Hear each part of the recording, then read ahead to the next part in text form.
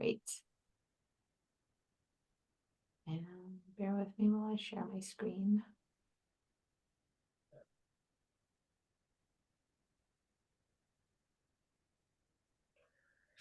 I can drop the registration link in. Thank you. Appreciate it. All right, can everybody see that? Great. All right, I'll pass it to you, Cheryl. Perfect. Thank you. Welcome everyone to our public meeting today. We are so happy to have everyone with us, and we will be going through our agenda and look forward to having great discussion, updates, and hopefully at the end, having some community updates. Go to the next. Oops. This will be our agenda. We are currently doing introductions. We'll be going through our BFAC advocacy with NFAC, OFJ partners, and you. We'll be talking about getting involved in the next step, current advocacy updates and opportunity to speak out, community updates, and we'll hopefully wrap up in time with the wrap up. Our Zoom rules, just to have here with us, this meeting is being recorded. Please make sure your name and organization, if applicable, are displayed in your window so that we can track members' attendance. Introductions, please add your name and organization, if applicable, pronouns, neighborhood, community in the chat box, please. We can start to do that at this time. We welcome everyone to do that. Please keep yourself muted at all times except during Q&A, question and answer. Please use the chat features to ask questions during the presentation. We will leave time for Q&A at the end of each section. To ask confidential questions, please feel free to send messages to Christine. We'll use the chat feature to share links and other information throughout the meeting. And I'm sorry, I'll just add a point of clarification. I had here about tracking member attendance. That's related to down the line when we have votes. Our members can vote based on attendance in previous meetings. And there's actually a link in the chat for a brief form you can fill out to just indicate your attendance tonight instead or in addition. So just take a look in the chat for that. And this is our meeting norms. We will work to create a safe space for people with lived experience and recognize all it takes to speak truth to power. Hear feedback, critique, and experiences as opportunities for growth and not as a personal offense. Everyone is encouraged to participate. You may ask to share what you think or we may ask for comments from those who haven't spoken. It is always okay to pass when you are asked to share a comment. When you speak, be brief and to the point. When you speak, state your name and where you live, and which working group or in our public meetings. Treat others with respect as you disagree or agree and value what's being shared. When in doubt, ask for clarification. Each participant's voice will be respected. Step up and step back. Allow space for others to contribute. Always remember that we are working within a broken food system. Any critique of the emergency food system is a reflection of that and not a personal critique of anyone's work or intent. Christine? I'll jump in here. I think Christine is still driving. Boston Food Access Council values statement. We bring together residents, activists, thought leaders, organizations, farmers, researchers, and other diverse stakeholders to address equitable food access in Boston, recognizing BFAC's role in the larger Massachusetts food system. BFAC envisions a food system where all Bostonians have continuous, consistent access to nutritious, culturally affirming food, the knowledge to access food resources, and the pathways to advocate for community needs. BFAC seeks to create an anti-racist, inclusive, and participatory culture of learning by building trusting and transformational relationships within the community by engaging residents with lived experience and hunger. BFAC aims to ground itself in a power-sharing model that honors and values all voices at the table, treating each with dignity and respect. We seek to offer a space to help provide an equitable, community-centered platform for food access affordability, and economic opportunity.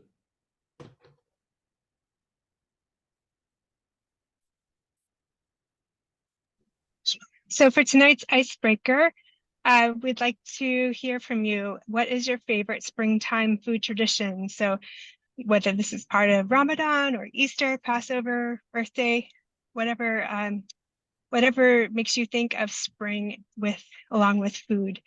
And I'll go first. I'll say, it's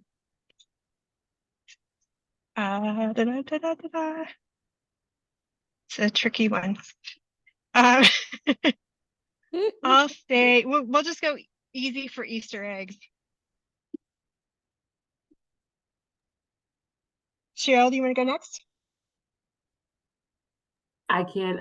So Easter is always a time my family is we're from Haiti, so we love to cook. So I'm thinking of our dinners, our Sunday dinners that we would have on Easter. So definitely baked macaroni and cheese, rice and beans. So everything that has to do with our staple foods. I can send it over Liz. Sure, yeah. And folks, feel free to, we don't have to popcorn through the whole group. Feel free to jump in at any point or throw something in the chat. But Easter tradition in my family, my grandmother, my nonna, my grandmother on my mother's side was nonna. She's Italian. And she used to make stuffed artichokes that we called caciorfolies. So I always think of those this time of year and love to enjoy those. I'll pass it to anybody else who wants to share, and please feel free to drop ideas in the chat too. Yes, we have some in the chat. Yeah, peanut butter peanut butter eggs. Yeah, those are good too. Oh, the candy is another thing with Easter too. Hi,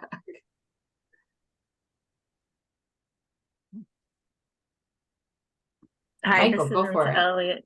Oh, sorry. Yeah, go ahead. Insa, yes, please. Oh, I am just, I hang out a lot at farmers markets, and it's always a beautiful day when you get the first crop of asparagus. Mm. And then the first, I'm going to put in quotation marks, fruit, rhubarb. I know it's not technically a fruit, but you can use it as a fruit. And it tides me over until the first strawberries in June. Yum. Michael, I see your hand up. Yeah. So I think I'll maybe go with an event in spring that I always look forward to. Someone mentioned it earlier, but around Easter, on Easter, I should say, we do like a Easter egg hunt with all of the kids in my family. So that's always fun. After the kids find all the eggs, I put like $100 in one of the eggs, and then all of the adults go on their own Easter egg hunt. So that's something that I always look forward to. Very Thank fun. You. Thanks for sharing.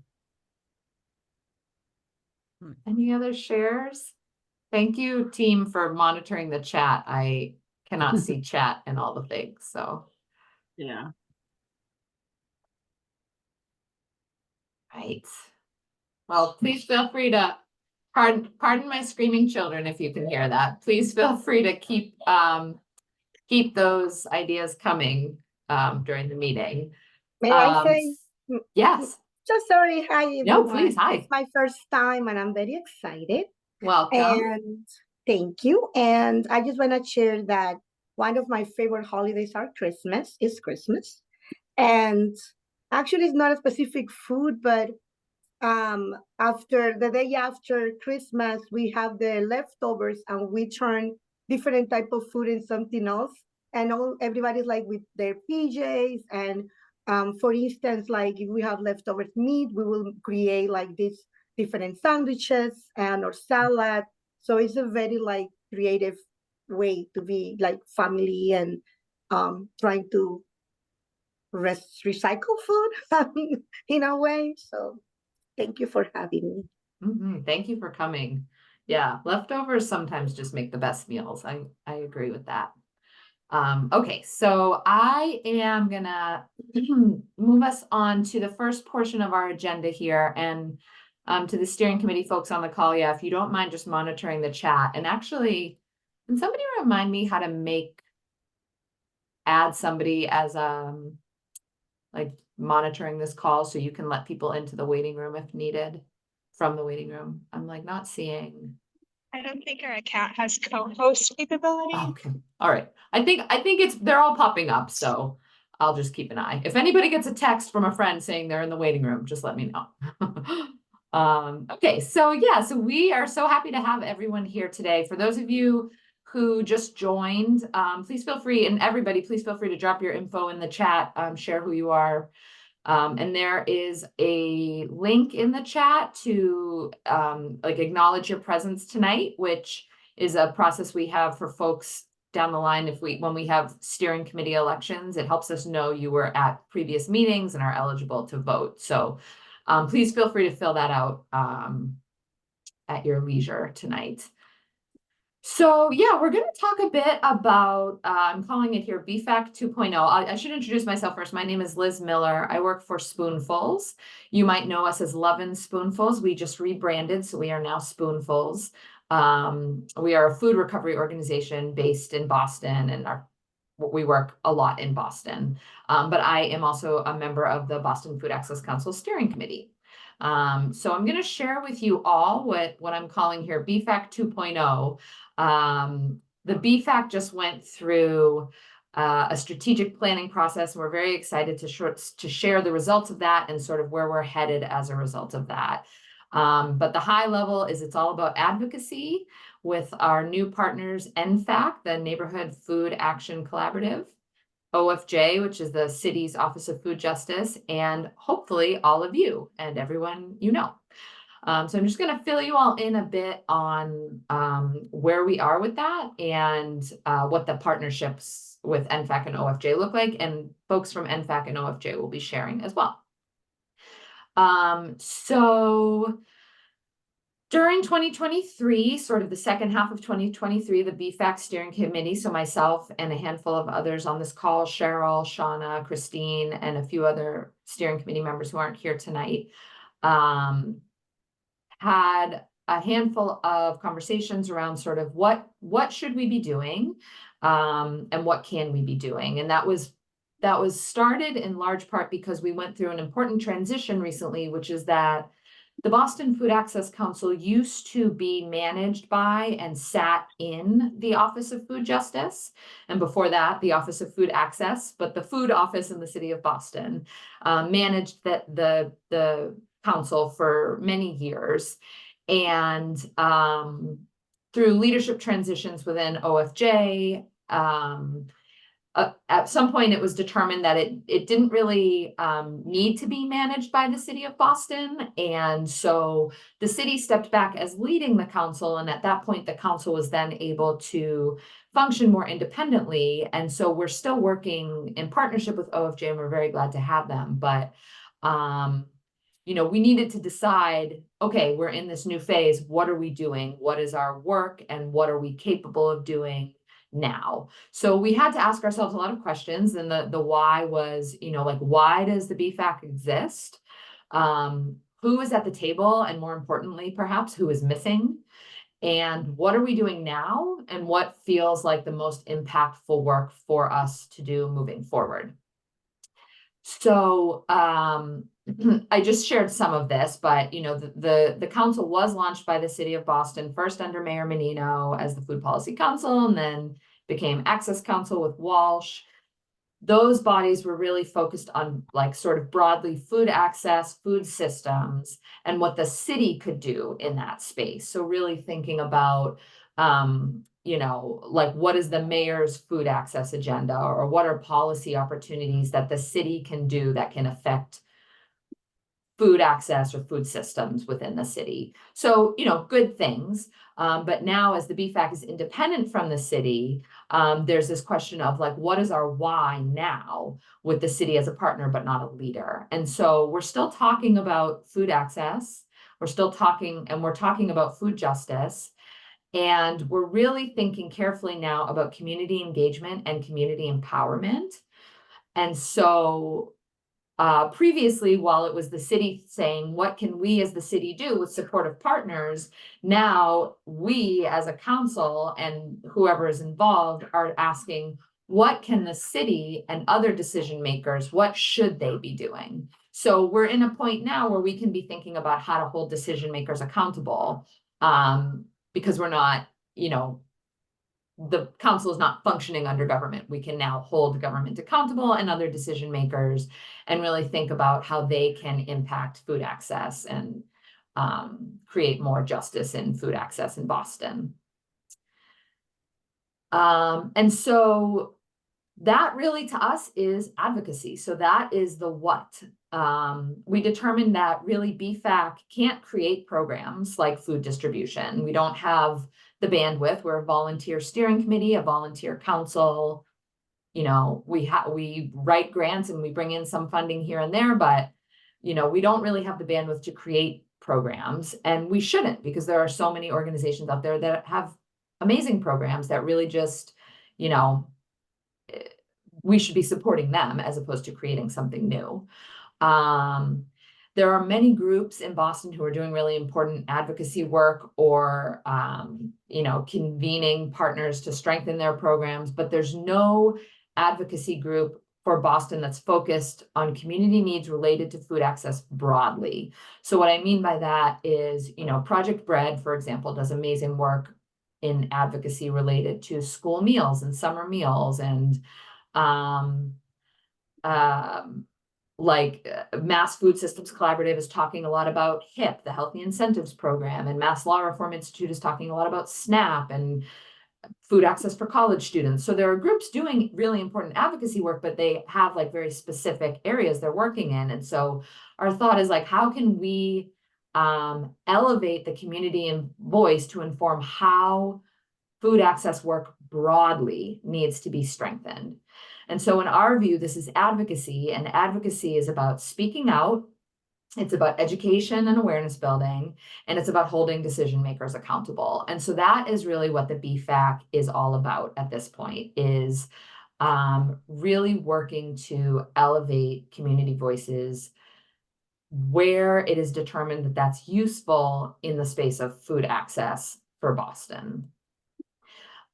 So these are our strategic goals, which we've shared this previously, but I'll just go over them briefly. It's promoting and bolstering opportunities that address food access barriers, spreading awareness about issues and potential solutions to them, holding government and other decision makers accountable to their commitments and responsibility to support food access in Boston, and ensuring that these efforts are practiced in the most equitable manner possible. So those are our goals when we're talking about advocacy work. And the who and the how are perhaps the most important aspect here. This is really a collaborative effort. So most importantly is the community. I've talked about elevating community voice. And so this is the piece that feels really exciting and kind of new for BFAC, is we're really deepening our commitment to community engagement. So when we talk about the community, we talk about anyone and everyone, but we're starting with a direct partnership with NFAC, the Neighborhood Food Action Collaborative. They are just really leaders in effective community engagement and community leadership, and we'll hear more from them in a few minutes. But our thought here is, you know, they're focused on food access. They've got the community engagement piece. We're focused on food access. We've got the advocacy piece. And so our intent is to work with them to, you know, working with the NFAC community, identify areas that they feel are important and need more advocacy, and hear from them what the issues they care about are, and, you know, where there are barriers to accessing resources, or like things that are working but not working well enough, and identify opportunities for advocacy. And then we as BFAC will sort of bring the advocacy resources to the table. So the steering committee and the folks supporting us on our working groups and any other partners we're connected with will kind of help identify the right advocacy avenues to take, and work with peers and partners and experts to really find the best approach to elevate Boston resident voices in that space. And then the third partner involved here is government partners. So those are the folks that we're saying, hey, we're holding you accountable to making sure that this is working and working well. But it's also about building relationships.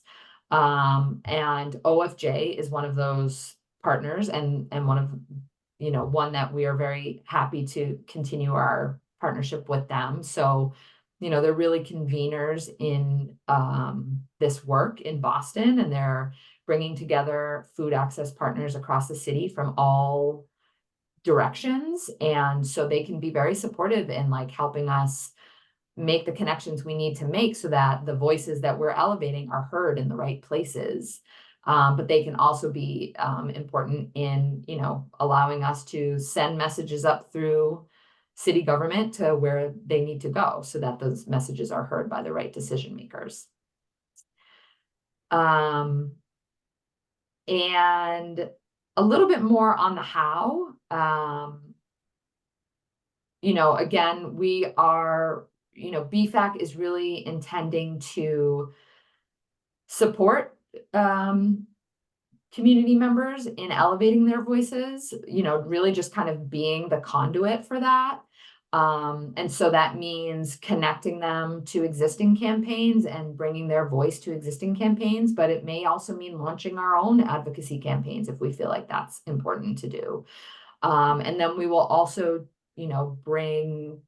do events. So some of you may have participated in some of our community food collaboratives, and those are really kind of like deep dives into issues of interest. So we'll continue to host a couple community food collaboratives each year. These public meetings, I think, we're excited to have anyone and everyone joining at these meetings and bringing their input and bringing their thoughts to the table. And then we're thinking through sort of other community engagement and advocacy events and like how we can be nimble in that space. But we're very much at the beginning of this, and we welcome feedback and input at this point on kind of how this is landing with folks. And, if you're seeing, if you have ideas for how we can really do this work well, we would love to hear it. So, this is just launching now, and we're really happy to share it with you all tonight. And I am going to pass it to the folks at NFAC, and they can share a little bit more about their involvement here. We'll hear from OFJ after them, and we can kind of take questions on all of this portion after we hear from everybody. So I think I saw Sarah on the call. Here. Yep. Oh yeah, and Mariana, great. I'm Okay, Mariana. great. I'm happy to progress slides for you both, and I'm gonna pass it to you. Thank you so much. So happy to be here. So many familiar faces. I know a lot of people on here are also part of NFAC. So thanks for having us tonight to talk a little bit more about who we are. So I'm Sarah Primo. I am the Director of Programs at Health Leads. We serve as one of the backbone organizations for the Neighborhood Food Action Collaborative, or NFAC, which is what we call it. And then I'll go over a few slides, and then I'll pass it over to Mariana Cohen, who's the Deputy Director and founder of Vital Connections, which also serves as the other backbone to the Neighborhood Food Action Collaborative. Go to the next slide. So who are we? So NFAC is really a network that's powered by community members and community-based orgs, really trying to improve the food ecosystem here in Boston. We're very much centered on the community. So all of our work is grounded and anchored in community, with them really leading the way and providing input and direction into all of our work. We are a cross-sector collaborative, so we have member organizations as well who support the work and our efforts. And the mission of NFAC is, I'm just gonna go back to it. The mission is we're a community-centered cross-sector network, which I was just talking about. But really, we do our work through a few things, which is around collaboration, education, advocacy, and innovative programming to really create a more accessible food system. And our vision is we envision a world where access to culturally appropriate and nourishing food is no longer seen as a privilege, but a basic human right for all. Go to the next slide. This is a quick snippet of some of our organizations who are members of the Neighborhood Food Action Collaborative. We really rely on our organizational partners to help carry the work through. So we have community members who provide a lot of input. We have over 50 community members who come to our meetings We have meetings on Mondays at 3 p.m. and Thursdays at 6 p.m., which we can share that information later if you're interested in joining. But these are some of the organizations who have been really, really crucial in doing the work, getting input from the community, and also just driving the food access initiatives forward. So you can see them here. And we're very thankful for all of you. I know some of you are on the call right now. Next slide. So within NFAC, we have 4 core pillars of work where we really center our activities. The first one is what I've spoke to before about really leveraging the community expertise and voice to inform all of our work, to drive solutions, and to make sure that efforts are truly equity anchored on community experiences. The second one is around improved coordination and communication. This is really about making sure that we are a cross-sector network where we have organizations, we have community members, and we really try to use that place to share ideas, to coordinate efforts, to not duplicate. Our goal is not to be creating new things. There's enough here in Boston already that's going on. So how can we really improve collaboration? The third is implementing a non-traditional grassroots approach to building a pipeline of community leaders. So unfortunately, they were unable to join tonight, but Rick Henry and Rebecca Green are the community leaders for NFAC. They really drive the work forward. They organize the NFAC meetings. They are the ones who are really in contact with on the ground with the community to lead the efforts and make sure that we're staying very community centered and anchored throughout the entire process. So we do elections, so people, community members are able to be community leaders and gain skills and development in taking on more leadership roles when it comes to food access. And the last one that really pertains to what we're talking about today is to develop advocacy and policy solutions that really support expanded access, affordability, education, connected to healthy food. In the past, we've been doing this pretty much as a kind of an ad hoc as we can basis. So we have taken some on the ground learnings from our programs. We have a SNAP outreach program where we've taken some of our learnings there and used those in our conversations with, for instance, the Feeding Our Neighbors campaign, SNAP outreach policy and advocacy. So we've done it that way. And we've also had a few of our community members testify for a few, it was back when they were planning the White House the conference on food, nutrition, and health. So we've had those little one-offs, but we really know that in order to make some sustainable change in the system, we need to do more around advocacy policy. And we have this great community engaged body to do this. So I'm going to actually pass it to Mariana right now, just to talk through a little bit about what we're envisioning with the NFAC BFAC partnership. Thanks, Sarah. And for anyone who doesn't know me, I'm Mariana. As Sarah said, I am the Deputy Director and co-founder of Vital Connections, and we are really proud to be the other backbone organization of NFAC.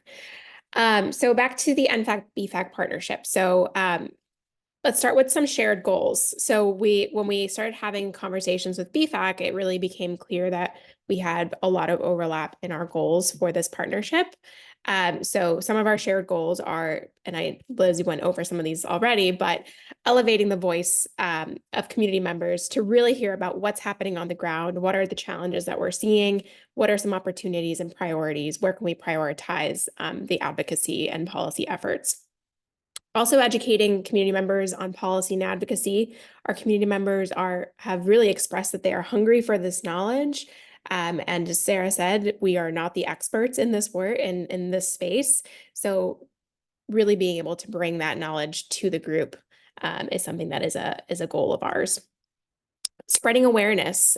So, there's many opportunities to take actions and for community members to speak out and be part of advocacy, but we, again, don't have the understanding of what those pathways are. So that's a shared goal is spreading that awareness, building awareness, building action around food access issues that really matter to our community members. And finally, as Liz has said a couple of times, holding decision makers accountable is a final goal that we share. So what is each of our roles in this work? So as Sarah said, we have a really strong base of community members that have been with us. And in fact, this is we're entering our 4th year, and we have a pretty consistent 30 to 60 community members that attend our meetings. So we've really been able to sustain this over 3 years, which is pretty impressive.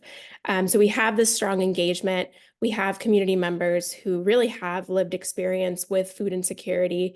And as I just mentioned, our community members really are eager to engage with advocacy issues, to improve food access in their communities. So we have the hunger, we have the appetite for it, and I am making all these puns intentionally. So that's kind of what we bring on our side. We have the engagement on our end. Liz, if you can go to the next slide. So what's lacking for us is what BFAC brings, which is the bridge to policy and advocacy. So there's clearly a gap that BFAC can fill. We have this community body that's really engaged, but we need the awareness, the tools, the support, the capacity, the expertise to be able to do that advocacy work. So BFAC's role will be in identifying areas of interest that can be improved through advocacy, and what are ways that we can actually address them. So what are actionable steps that we can take? Bringing information to NFAC meetings about current food policy happenings and opportunities for community members to get involved. Bring in also organizations that can support promotion of our identified advocacy interests. So if NFAC identifies a certain issue that we want to work towards, BFAC can be that bridge to identify organizations that can come in and help us create an action plan, or anything else that will allow us to actually carry out those advocacy efforts. And then, of course, elevating the voices of our NFAC members, as well as, again, those opportunities for advocacy.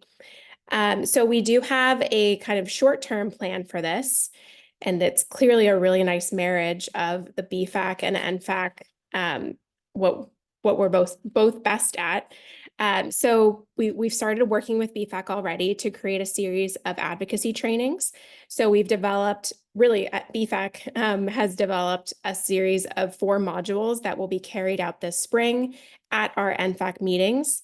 So I don't know if Liz or the BFAC team will be going into this more in depth tonight, but the 4 topics are: what is advocacy? So really starting to think about what does advocacy look like? How can people influence change influence systems level change? Part 2 will be, what does systems level change in the context of food look like? So again, what are some examples of current and previous campaigns, and how are they successful? So really bringing those actionable examples to our group. Part 3 will be empowering community members to take action in systems level change. So building that confidence to speak out and get involved. And then part 4 will be more about the NFAC-BFAC partnership. So how this partnership can serve as a conduit for community members to elevate their voices and influence systems level change. So once they've kind of had an understanding of what advocacy is, how can we actually move that into action? So we're really excited about these 4 trainings, and hope that you all will participate in them. And Liz, I think I'm kicking it back to you. Thank you. Yeah, so over to me. So, yes. so in order to make all of these wonderful things happen, we do rely heavily on the BFAC membership and anyone that has a passion and interest around food justice. And so there's lots of ways that you can plug in order to support this partnership. Do you want to? There we go. All right, so you can, of course, become a BFAC member. We have a very low barrier to join. It's just basically filling out an interest form saying that you are passionate about this topic, you want to stay informed, and that you're someone whose voice that we want to hear from. Attend both BFAC and NFAC meetings, connect with resources that NFAC is supporting, and also participating in the advocacy trainings that we'll be offering jointly. Also, we will be focusing some work in our BFAC working groups and kind of renewing the work that they do. And those are open to anyone, again, with an interest or expertise that can help us move this work forward that's identified in partnership with NFAC. And then we also will be focused again on community engagement and policy and advocacy, and could really support with our general communications and ongoing fundraising needs. So if you've been around BFAC a little while and you're wanting to get even more involved, we are really in need of some additional steering committee members, and would love some great passionate people to get involved. You can reach out to any of the current steering committee members, or Liz's email is there at the bottom of the slide. And the steering committee really functions to collaboratively move this work of BFAC forward, kind of help direct the organization as a whole. And our eligibility requirements for joining the steering committee are that you've attended 2 BFAC meetings or NFAC meetings, and tonight you're attending one of them. So just make sure that you have filled out the form that Sean has provided the link to below. So if you are interested in joining, you can fill out the membership form and then also complete an application for being a steering committee member. And I think Liz has got the steering committee application there in the chat as well. All right, and I'll turn it back over to NFAC now.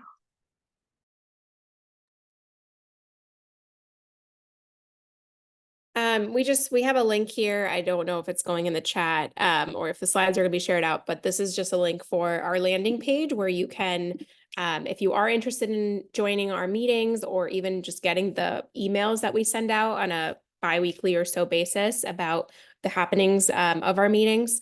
If you go to that link, you can fill out your information, put in your email address, and you will be automatically added to that listserv. So if you want to stay in touch, that's the best way to do so. That's it from us.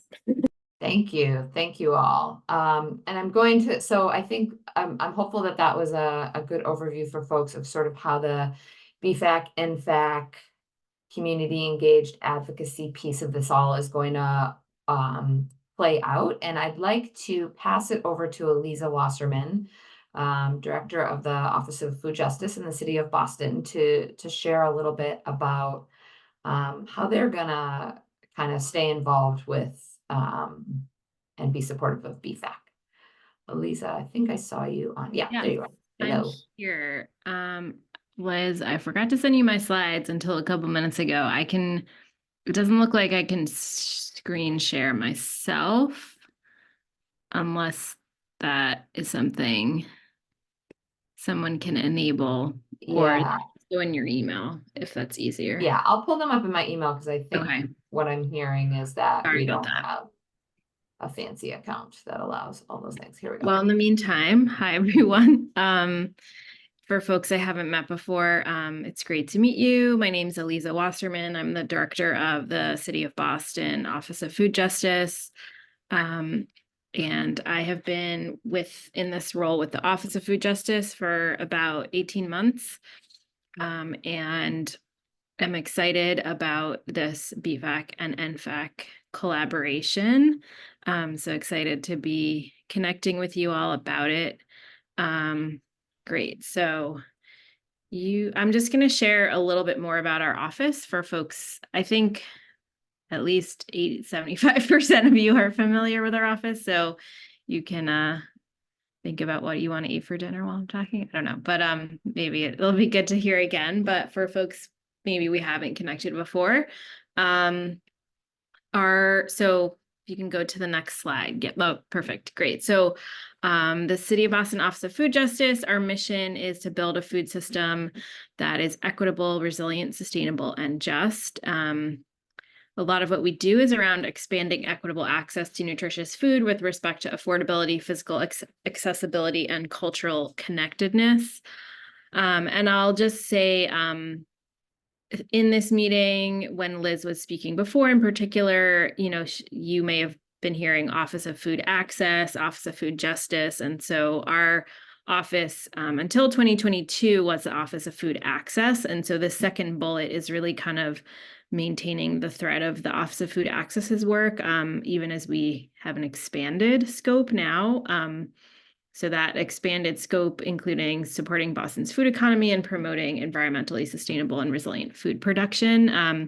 I would say some of this is aspirational. I can't say we're 100% doing all of these things, since we're a couple years into sort of this broader food justice mission. But I think we are looking at kind of where possible, the connections between these different areas.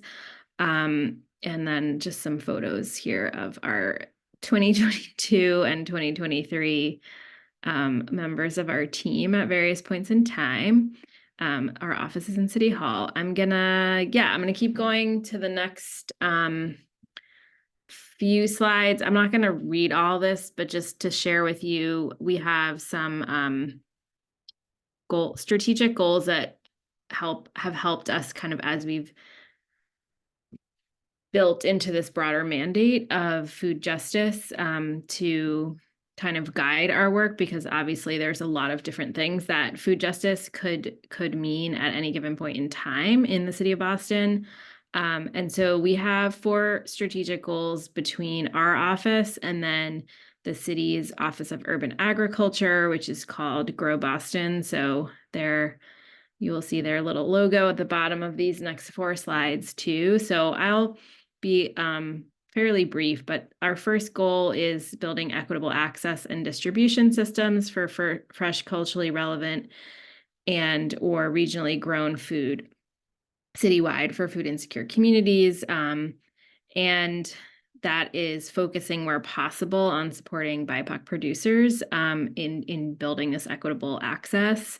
And so a lot of this work is building on work, programmatic work that started when we were the Office of Food Access and continues around affordability at farmers markets and small retail, and kind of building opportunities to better build bridges between regional and local producers and those kinds of retail spaces, and then really supporting farmers markets in communities of color in Boston, particular neighborhoods, to become, as we move forward, to support them to really be rooted in the communities that they serve and as thriving as possible.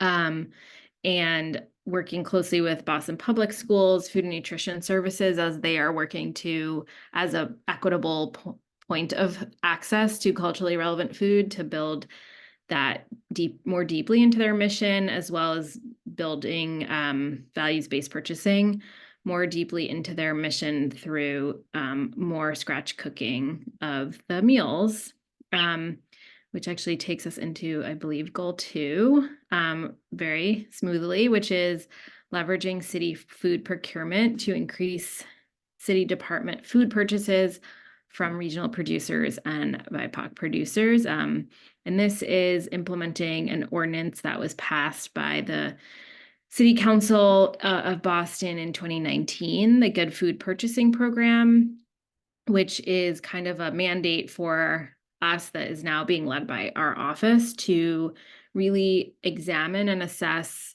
where large food purchases with city dollars are, and actually, well, not just with city dollars, that large food purchases that the city is making, which may be with federal dollars as well, assess what kind of food they're being spent on, and over time try to shift toward procurement towards the food system that many of us envision, specifically around supporting local economies, racial equity, environmental sustainability, nutrition, labor, and animal welfare. And so the focus right now for us is around the increasing food purchases from regional producers and BIPOC producers, while also having this broader lens on these other value category areas. So that is another goal that includes newer work. So I would say it's policy implementation, which can be a little bit tricky to connect with community members, but we actually have a great opportunity because our good food purchasing ordinance includes the development of a community advisory council, and that is something we're still working to build out, kind of what the most meaningful structure for that will be. But I would say stay tuned, because that is a great area of opportunity for partnership with potentially both BFAC and NFAC. And then moving to goal 3, increasing food recovery from public and private institutions and strengthening pathways to connect food insecure residents with fresh, healthy, recovered food if they want it. And so this is a newer area of work for our office. So it's like post becoming Office of Food Justice, as well as the previous goal.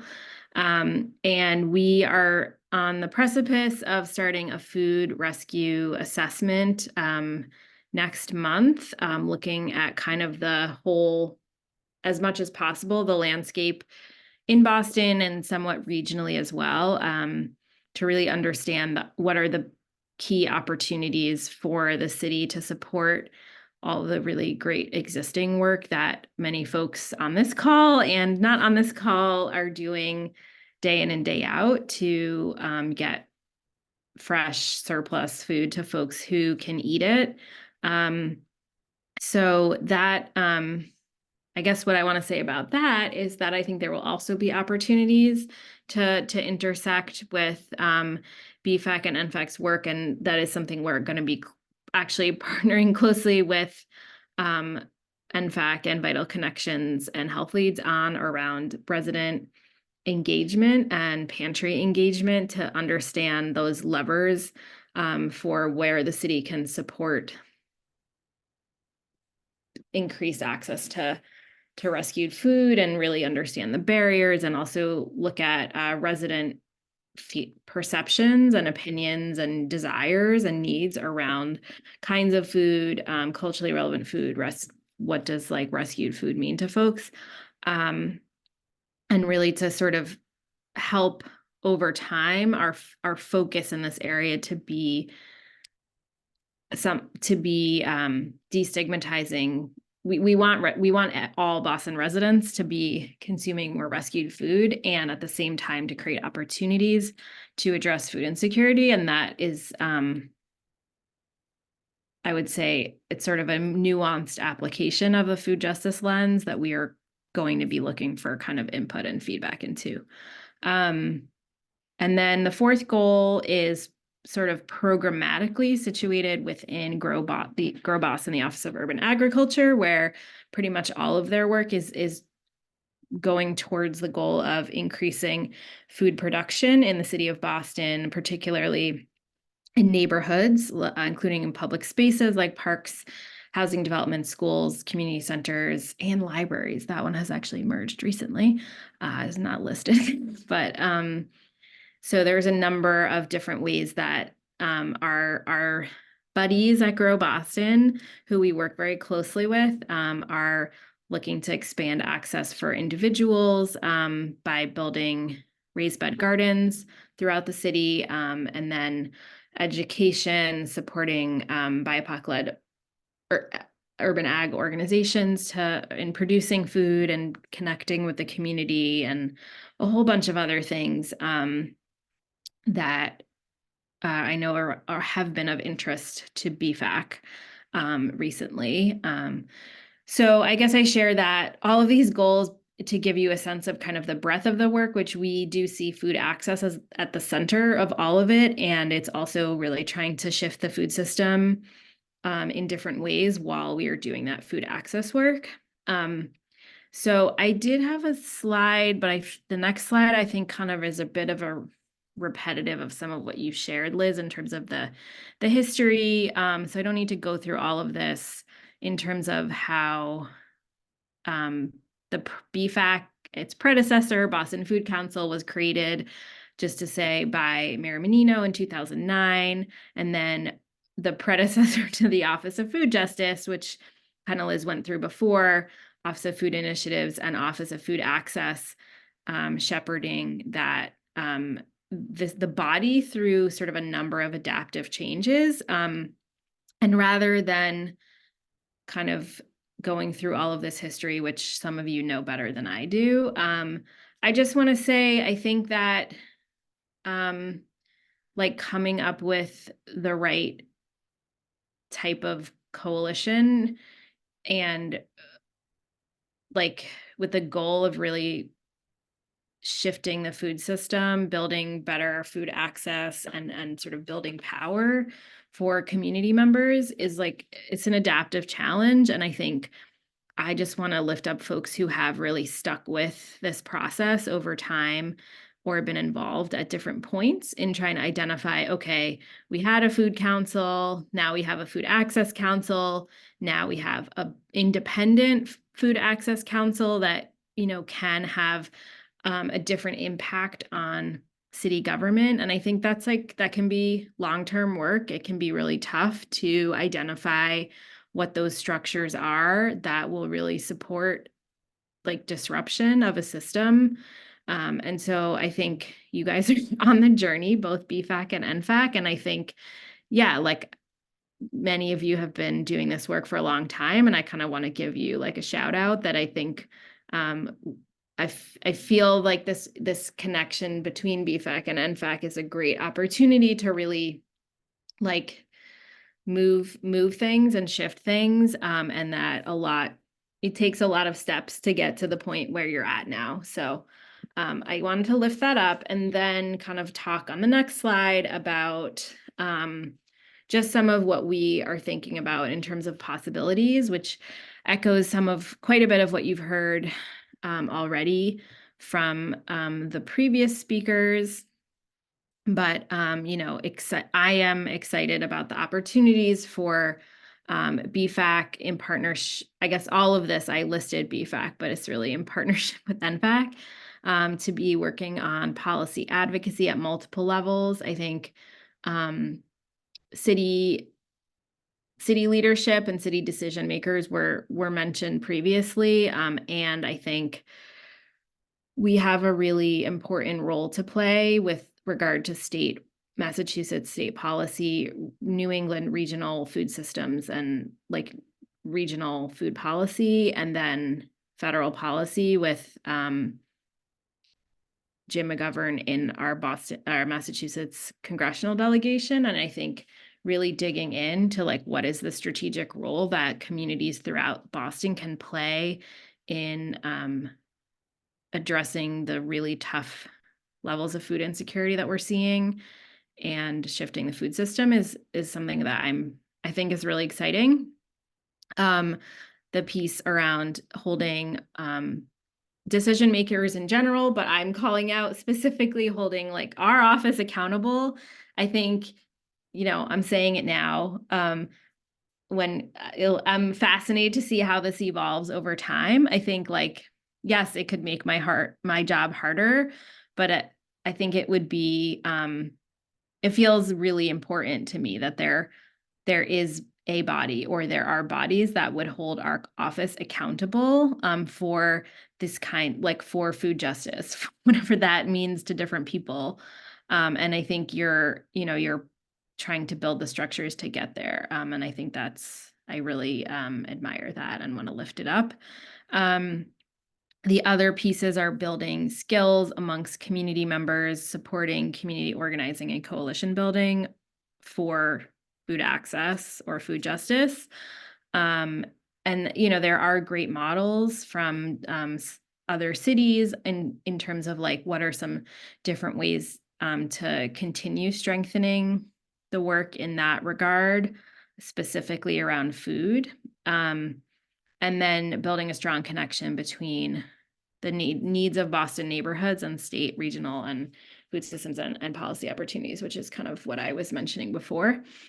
And then on the OFJ side, I think we're really interested in how we can make some of this possible in different ways from how we did in the past when BFAC was part of our office more squarely. So kind of in shifting our relationships so that we are able to support capacity building and community participation, because ultimately those are going to be really important in creating a council or set of council collaborative constructions that can really be consistent and help build leadership by community members and ultimately kind of engage with decision makers in a way that is from a sort of as balanced a power dynamic as possible, which I think is really going to be about building up BFAC and NFAC's power over time. And I say that because as someone with a community organizing background, that it's really important to think about when we're trying to shift policy, like ultimately what those levers are that will change it. And it's not always just because of like people want to do the right thing. There can be really tough trade-offs, and a lot of times it is about who's the squeaky wheel and who, you know, do decision makers feel at the end of the day that this is like needs to be their top priority. So lastly, just gonna mention that we can also act as an advisor or a sounding board. I hope that even if we are being held accountable by BFAC, that we are also continuing and deepening our partnerships, because I think we can accomplish a lot more together.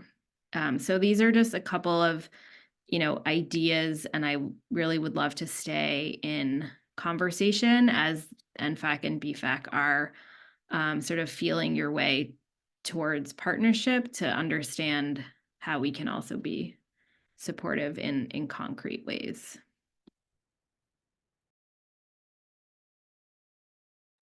Thank you, Eliza. So I'm going to thank you all for hearing about all of that from us. I know that we just shared sort of a lot of details about what is moving forward. So I want to take a minute to pause now and open up the floor to everybody here for like questions or comments. And just adding to something Eliza said, I think like there are some folks here who I think have been kind of like sticking with BFAC through those various phases. And yeah, so thank you for sticking with us in this meeting where we're sharing, and we hope you stick with us long into the future because we're really excited about this new phase. But so I'm going to pause, and if you have any questions or comments, we would love to hear them. I think you could drop them in the chat, take yourself off of mute. And I think too, just like some thoughts, would love to hear kind of how you all envision this being successful. Like, if there are sort of partners you think we should be connecting with, or, suggestions for how we can make this work more successful. Would love to hear anything, any comments along those lines or beyond, or questions.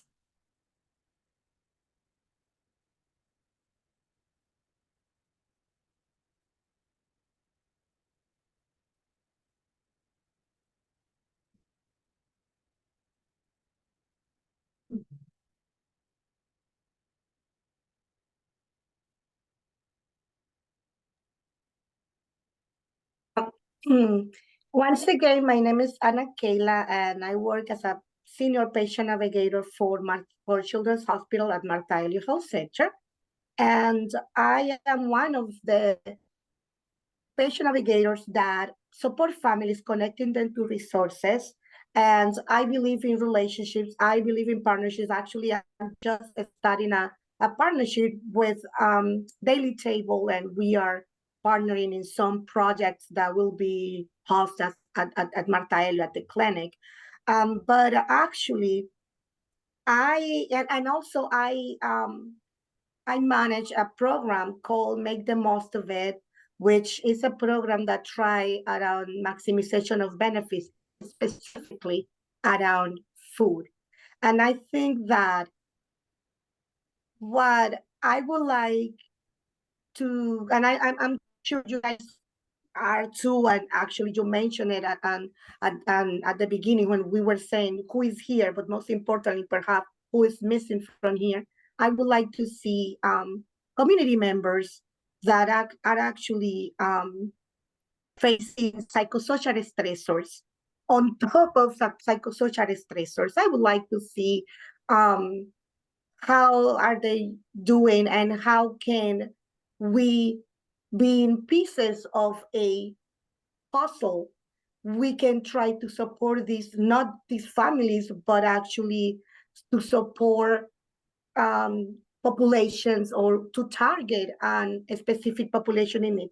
For instance, to be clear, I will give an example. I have family that already are domestic violence survivors. They are fleeing, they are already homeless, they are living in a hotel or in a shelter, but they don't have access to a stove, right? So they are having a challenge on top of a challenge, not mentioning that their children are missing schools because the shelter is in Marlborough and their children used to be in a school in Boston. So I know, first of all, I know that we are here as a group trying to talk about, for instance, making sure that the lawmakers, that they see and they try to have measurable, realistic goals, right? Where we can see their actions. But at the same time, I feel like, and I don't know if I'm making sense, but at the same time, I would like to see how we can, I don't want to say individualize the support. For instance, the meals at school, if that makes sense. The kids, and I'm trying to give you an example. I'm jumping from a domestic violence survivor to now kids that their parents don't have the resources to feed them at home, right? But then the school meals are not, they are not really looking forward to eat those meals. And we see these parents trying to send their kids with something to school, or those kids will be 7, 8, 10 hours at school not eating because they are picky eaters, or for whatever reason they cannot eat the food at school. So food, it's such a big, huge piece in their daily lives. And after saying all of this, basically what I say is I came here to hear your voices and to applaud you for everything you do, and for looking for the partnerships, and for organizing different agencies and different organizations, because I feel we are in too many segregated, for the lack of a better word, but I feel like you guys are proponing a setting, a place where we can, many of us can come together, so we can walk together towards a commute, to our goal, a commune goal, right? So I'm just excited. I'm just with my ears really open like an elephant. I'm here to learn, and if possible to share, and to be able to support the families my team support every day. So thank you so much, and I'm very grateful for allowing me to be here. Thank you so much for being here, Anna, and for sharing all of that. And I'm glad you found us. And you talked a lot about partnerships there, and that's, yeah, hopefully what this will be all about. And please keep coming with these ideas and suggestions for partnerships. And I'm dropping my email in the chat again too, if you ever want, have suggestions for other folks who can get involved. But no, really appreciate you. And Anna said something I wanted to just touch on too. We mentioned that we're partnering with NFAC now, and if NFAC shared how they operate. And one thing I'll note is that NFAC is focusing on certain neighborhoods in Boston, And our hope is that we're hearing community voice from across the whole city. And so right now we're engaging deeply in this partnership with NFAC as we sort of kind of like relaunch and get started. But we want to be engaging with groups in every city, in every part of the city, I should say, in all of the neighborhoods.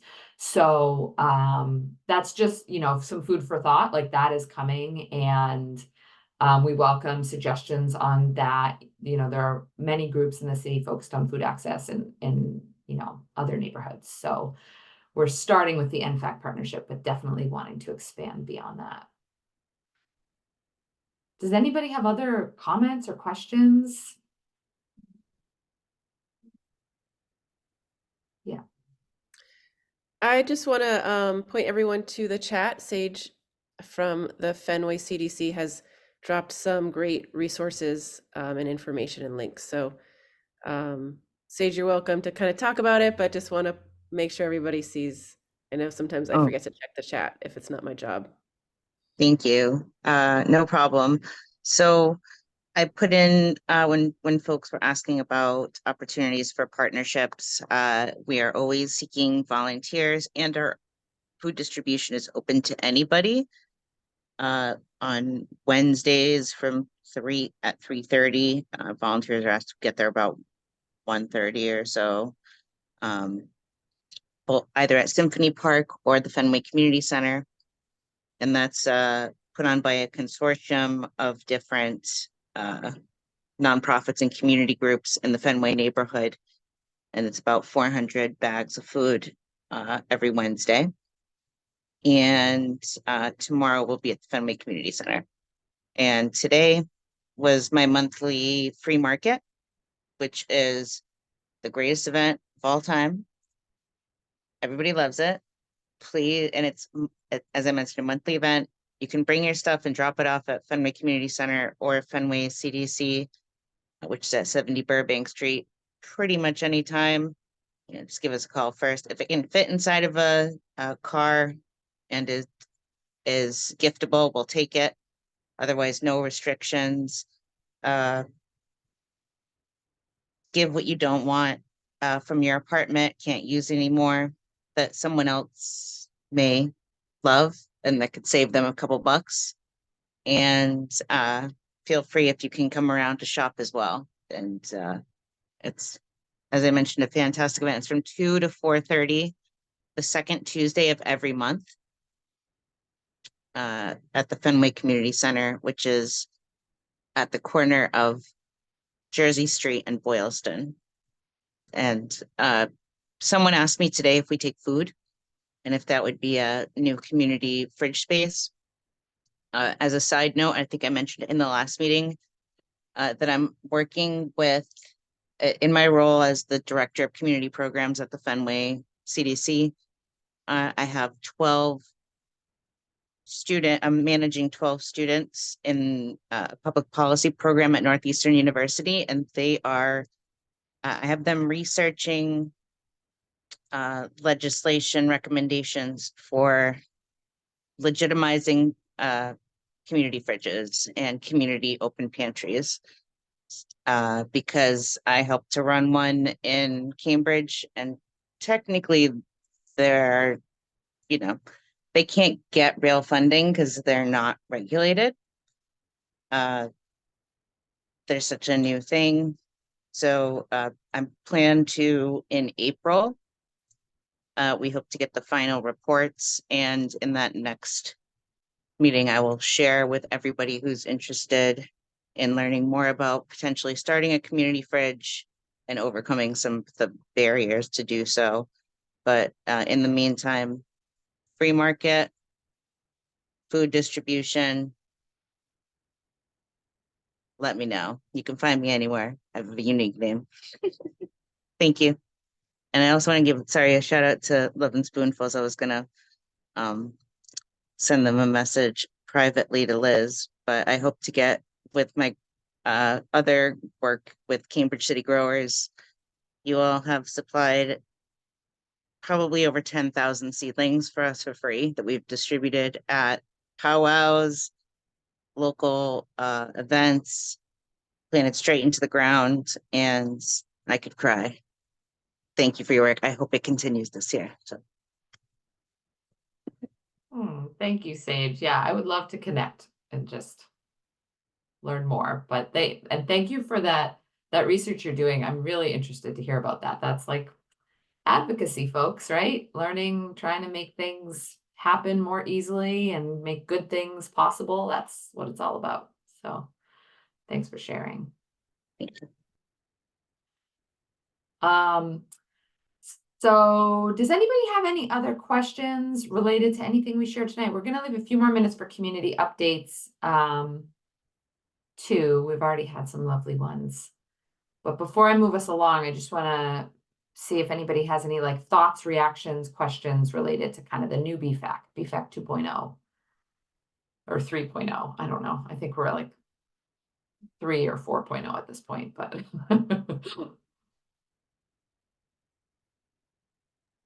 I just wanted to say that yes. Sage, we are also doing a community fridge assessment, so we should connect.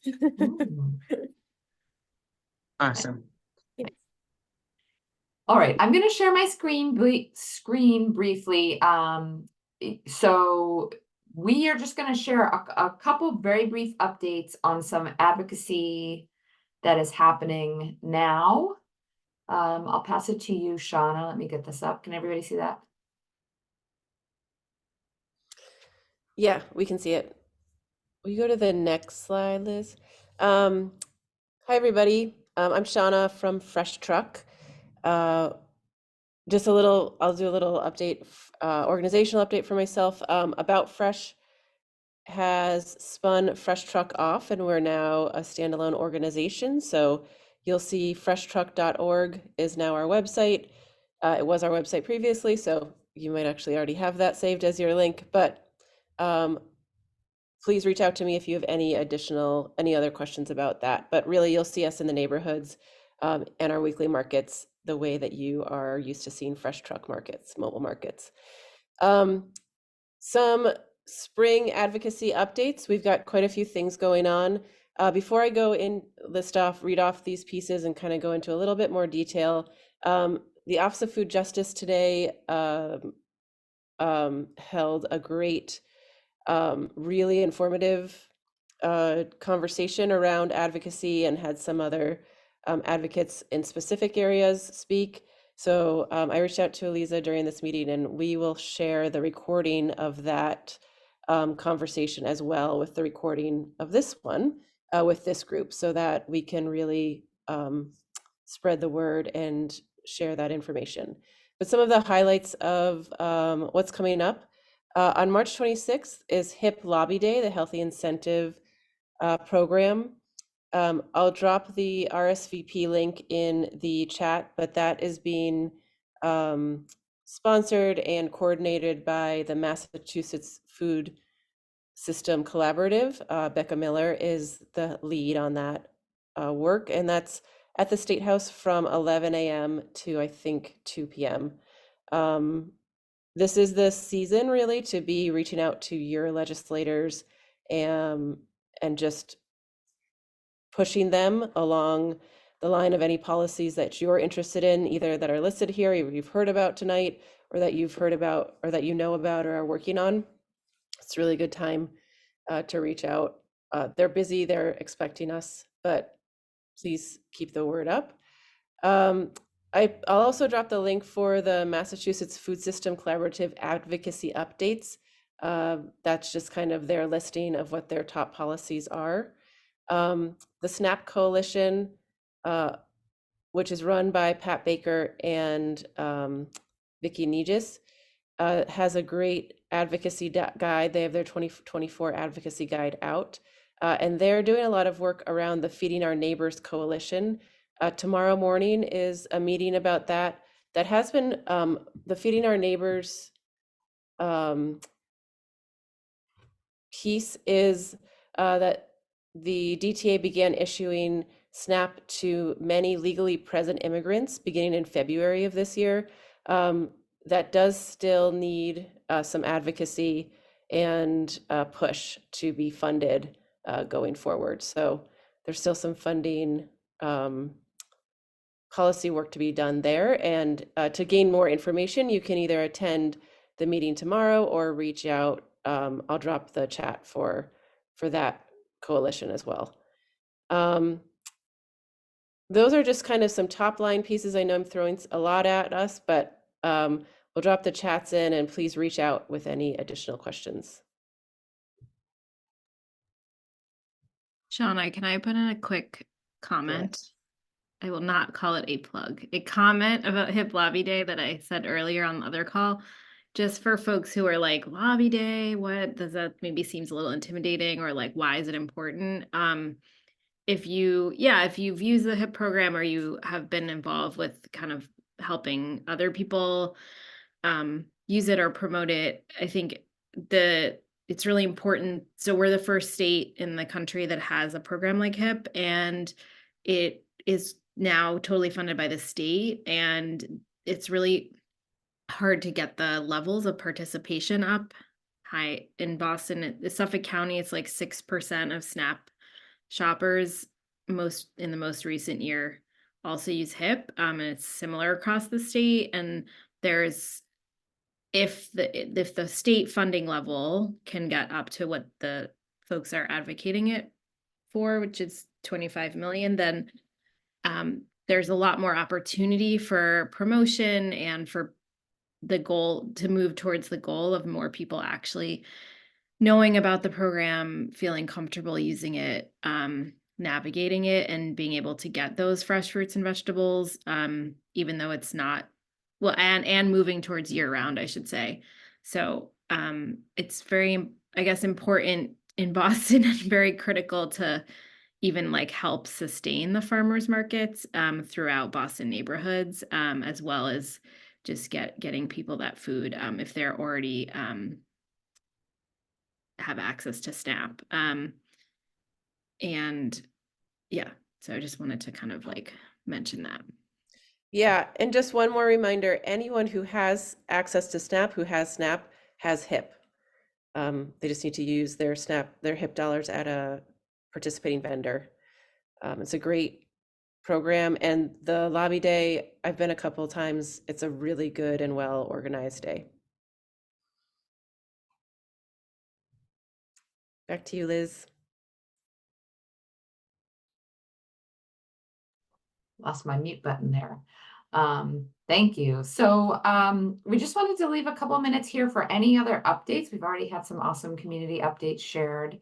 But if you have any updates about, what's going on at your organization, or, something relevant to food access or whatever, any community updates that anybody wants to share, please feel free to take yourself off mute if you'd like, or you can drop it in the chat.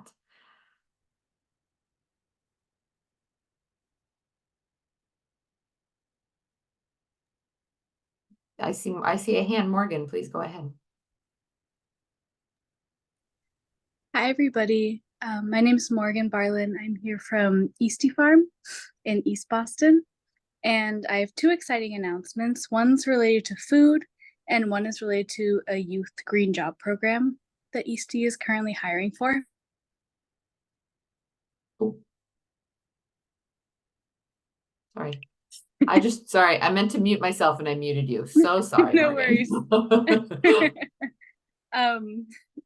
So the first program is the Easty Farm is currently taking subscriptions for our CSA program. And I know that the audience here likely knows what CSA stands for, but it's community supported agriculture. Essentially, you subscribe, you pay in advance for weekly bags of local produce. And Easty Farms one this year is really revamped, and we're trying to put food equity at its center. So we have a tiered pricing system that can allow maybe folks with higher incomes to cover the cost of folks who can't normally access something like a CSA because of the high upfront cost. So we have what's called a helping hand share to cover the cost. And we also have one at our market rate, and two discounted options, a limited number of free bags, and then SNAP eligible bags. So I'd love to, maybe Michael can share a link to the CSA page for me, or I can do that after my announcement. It would be great if you could share about our CSA with anybody around Eastie, or especially who lives in Eastie. We are so excited to be growing our CSA as Eastie Farm matures. And the second announcement is that Eastie Farm is currently taking applications for youth for a summer green job program called Climate Corps. It's for youth between ages of 15 and 22 years old. They'll be engaging in bioscience research with Northeastern University. They'll be engaging in social science research also with Northeastern. We'll work with a local nonprofit called Emerald Tutu to do research on salt marsh plants. And then they'll also be supporting work at Eastie Farm, which does include support for our CSA. So if you know any youth who are looking for a job over the summer, it's scheduled for the youth summer break, so early July until mid-August. We'd love for you to send out information about that, and I can also put that in the chat. And if anybody has questions, I'm happy to answer them too, if time allows.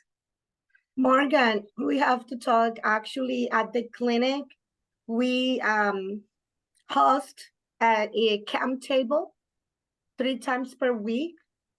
So I think I would love to meet, to connect with you so we can give that information to our youth, because Marta Helio is a pediatric clinic, so we have many teenagers. So, and also, anyways, I want to connect with you. Wonderful. Yes, I would love that. I just put my email in the chat. If you're able to reach out to me, that would be great. Thank you. I also have a update. So hi again, everyone. So the Neighborhood Food Action Collaborative, NFAC, they have one fundraising event every year, and it's called the Empty Bowls event.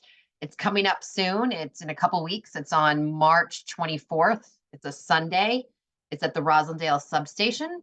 I'll actually put the Eventbrite link in the chat right now. It's really a community event. You come to the event and we have a bunch of local restaurants who all provide their soups. And then we have an art studio who creates all these beautiful bowls. So when you come, you get a bowl and you get to have soup, and it's a big community event just to be with your neighbors and to learn more about food access, and all the funds go towards the food distribution programs of the Neighborhood Food Action Collaborative, who provide free food to the communities in Hyde Park and Roslindale specifically. So would love to see you all there. Event is in the chat right now, and yeah, reach out to me if you have any questions.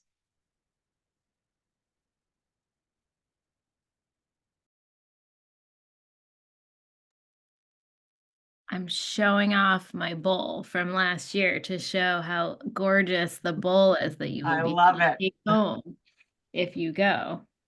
Right? Anyway, sorry, I just couldn't resist. I love that. Thanks, Elisa. I will share, Spoonfuls is hosting, or not hosting, but doing our first ever Earth Month campaign, Earth Month at Spoonfuls.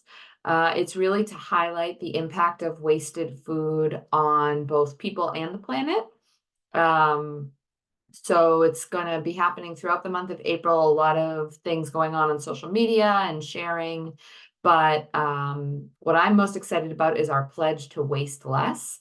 So it is a pledge that you can take as an individual, and it's really kind of helps you reflect on where you're wasting food. I think a lot of people, especially in this space, say like, I don't waste food. I'm like really efficient. And then when you start paying attention to it, myself included, you're quite surprised at how much food you waste. So the pledge helps you sort of reflect on that and gives you suggestions for how to waste less.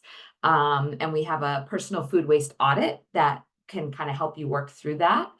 So I'll drop a link in the chat for our Earth Month campaign generally, but we would love for you all to take the pledge and to share the pledge. It can definitely be done at home with family, or like a little healthy competition at work with your colleagues.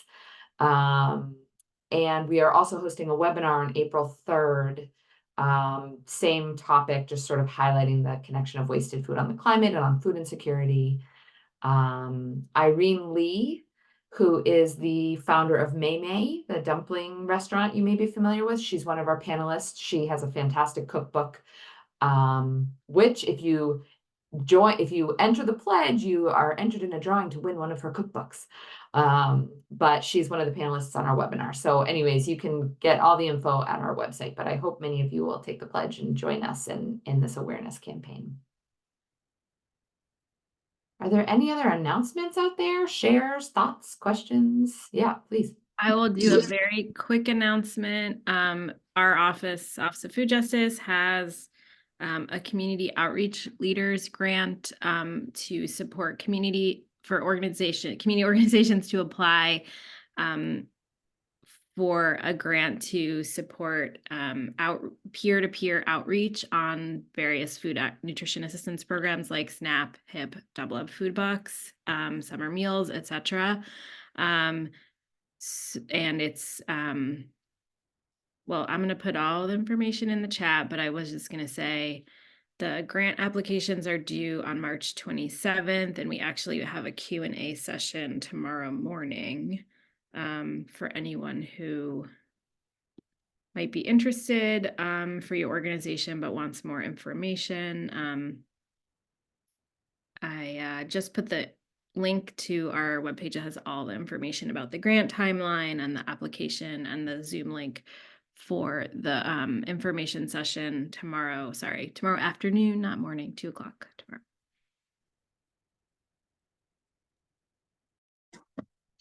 Cheryl, I added our mental health youth forum. The flyer should be in, I just dropped it in the chat. We are having the youth forum this year, which on May 31st, we are inviting all youth in the city of Boston to this free event where we'll be talking about mental health, having a forum, having workshops for the youth and different activities for them. So we're asking everyone to have any youth that they're working with to register. There should be a QR code on the flyer. And for any other information, you can always reach out to myself, or majority of the information would be on a Lower Roxbury Coalition Instagram page. That's where a lot of the information will be. We look forward to having as many youth as we can attend this event. It's been ongoing for 3 years now.